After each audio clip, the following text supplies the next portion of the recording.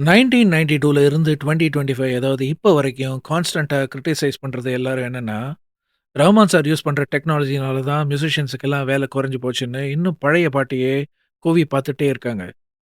Specially stomach burning Bollywood பயலுக. இப்ப லேட்டஸ்ட்டா கிளப்பி விட்ட Abhijeet Bhattacharya the playback singer. Playback சிங்கர்ன உடனே மிஸ்டர் அபிஜித் உங்களுக்கு ஒண்ணு சொல்லியே ஆகணும். காலகாலமா ஒரு 10 பேர் மட்டுமே பிளேபேக் சிங்கர்ன்னு இருந்த இண்டஸ்ட்ரிக்கு பல 100 பிளேபேக் சிங்கர்ஸ் கொண்டு வந்து அழகு பார்த்தது ரஹ்மான் சார். மியூசிஷியன்ஸ்ன்னு இப்ப கதர்றீங்களே, அப்படிப்பட்ட மியூசிஷியன்ஸுக்கு பேரும் புகழும் வர வச்சது ரஹ்மான் சார். எத்தனையோ டிசேபிள் மியூசிஷியன்ஸுக்கு இன்னும் ஏகப்பட்ட உதவி செஞ்சுட்டு வர்றது ரஹ்மான் சார்.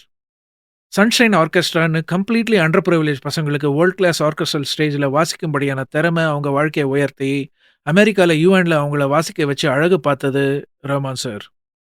நீங்க சொல்ற மியூசிஷியன்ஸ் அழிஞ்சிடக்கூடாதுன்னு கேஎம் கன்சர்வேட்டரி வழியா ஏகப்பட்ட லைவ் மியூசிக் அண்ட் மியூசிஷியன்ஸ காக்க வச்சுட்டு இருக்கிறது ரஹ்மான் சார்.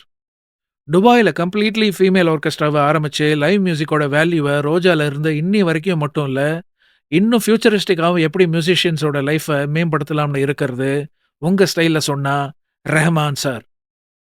தயவு செஞ்சு நீங்க என்ன செஞ்சு கிழிச்சிட்டீங்க மியூசிஷியன்ஸ்க்குன்னு சொல்லிட்டு, அப்புறம் உங்க உருட்டி ட்ரை பண்ணுங்க.